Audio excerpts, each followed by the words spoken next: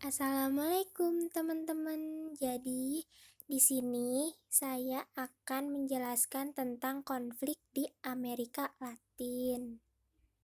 Nah, yang pertama itu ada krisis Kuba dan yang kedua itu ada konflik di Nikaragua.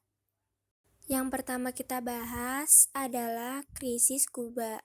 Kuba, sebuah negara di Amerika Tengah atau Karibia, adalah negara yang cukup penting pada saat Perang Dingin terjadi. Negara ini menjadi kunci kekuatan Uni Soviet yang cukup membuat pusing Amerika Serikat karena letaknya. Revolusi Kuba terjadi pada saat kepemimpinan Fulgencio Batista. Batista memerintah Kuba secara otoriter. Pemimpin revolusi Kuba yang paling terkenal adalah Fidel Castro. Castro melakukan beberapa kali gerakan revolusi, yaitu di tahun 1953 sampai 1955 dan 1955 sampai 1959. Selain Castro dan kelompok The 26 Movement pimpinannya, Kuba juga memiliki kelompok revolusi lain. Kelompok revolusi lainnya adalah The Revolutionary Directorate yang dipimpin oleh Jose Antonio dan kelompok The Second Front pimpinan Eloy Gutierrez.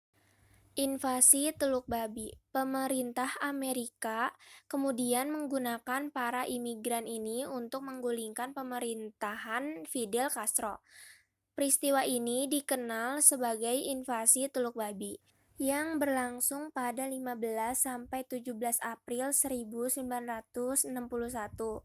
Penyerbuan yang sebagian besar dilakukan oleh imigran ini didukung persenjataan oleh CIA. Amerika yang kalah harus menanggung biaya makanan dan obat-obatan seharga 53 juta dolar Amerika untuk ditukarkan dengan pembebasan tawanan. Krisis misil Kuba. Ketegangan berlanjut pada krisis misil Kuba yang terjadi pada 14 sampai 28 Oktober 1962. Presiden John F. Kennedy mencegah usaha tersebut dengan memblokade sekitar perairan Kuba. Kuba berakhir dengan kesepakatan antara John F. Kennedy dengan Nikita Khrushchev pada tanggal 28 Oktober 1962. Konflik di Kuba seperti invasi Teluk Babi dan krisis misil Kuba menjadi contoh bahwa kawasan Amerika Latin menjadi tempat terjadinya Perang Dingin antara Amerika Serikat dan Uni Soviet. Krisis rudal Kuba. Krisis rudal Kuba adalah sebuah krisis yang terjadi antara tahun 1962 yang terjadi sebagai akibat dari Perang Dingin yang terjadi antara Amerika Serikat dan Uni Soviet. Nah, di sini ada pihak yang terlibat, tokoh dan pemimpinnya, yang didukung oleh NATO dan Pakta Warsawa. Pada bulan September 1962, Nikita Khrushchev, Perdana Menteri Uni Soviet, menyatakan kepada Presiden Amerika Serikat John F. Kennedy bahwa setiap serangan berikutnya terhadap Kuba akan dinilai sebagai tindakan perang. Tidak lama kemudian, Uni Soviet segera menempatkan rudal-rudal berukuran sedang yang dilengkapi dengan hulu ledak nuklir di Kuba.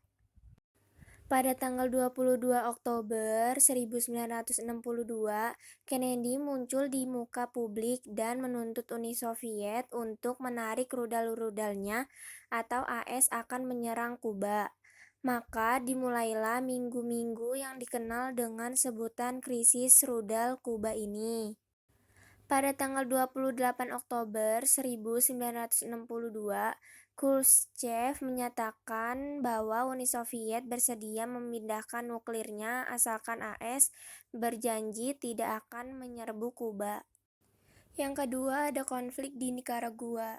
Revolusi ini meliputi munculnya oposisi terhadap kediktatoran Somoza pada 1960-an dan 1970-an. Kampanye yang dipimpin oleh FRN, Pembebasan Nasional Sandinista, untuk menggulingkan kediktatoran dengan kekerasan pada 1978 sampai 79. Upaya selanjutnya dari FSLN untuk memerintah Nikaragua selama periode 1979 sampai 1990. Dan perang kontra yang terjadi antara pemerintahan Nikaragua, pimpinan FSLN, dan Kontras yang didukung oleh Amerika Serikat pada 1981 sampai 1990. Revolusi ini menandai periode penting di sejarah Nikaragua dan terungkap bahwa negara ini menjadi salah satu medan perang, perang proksi, dan perang dingin, sehingga peristiwa di sana menjadi perhatian dunia. Permulaan penggulingan rezim Somoza pada 1978 sampai 1979 adalah peristiwa berdarah dan perang kontra pada 1980-an, merenggut nyawa puluhan ribu orang di Nikaragua dan menjadi bahan perdebatan internasional yang sengit. Selama 1980-an, baik FSLN, kumpulan partai politik kiri, dan Kontras, kumpulan kelompok Kontras revolusioner sayap kanan, menerima sejumlah besar bantuan dari negara adikuasa Perang Dingin, Uni Soviet, dan Amerika Serikat. Perang kontra berakhir setelah penandatanganan kesepakatan telah pada 1989 dan demobilisasi pasukan FSLN dan Kontra. Dalam pemilihan umum kedua pada 1990, Partai Anti-Sandinista meraih suara mayoritas dan FSLN menyerahkan kekuasaan. Oke, sekian penjelasan dari saya. Kurang lebihnya mohon maaf. Wassalamualaikum warahmatullahi wabarakatuh.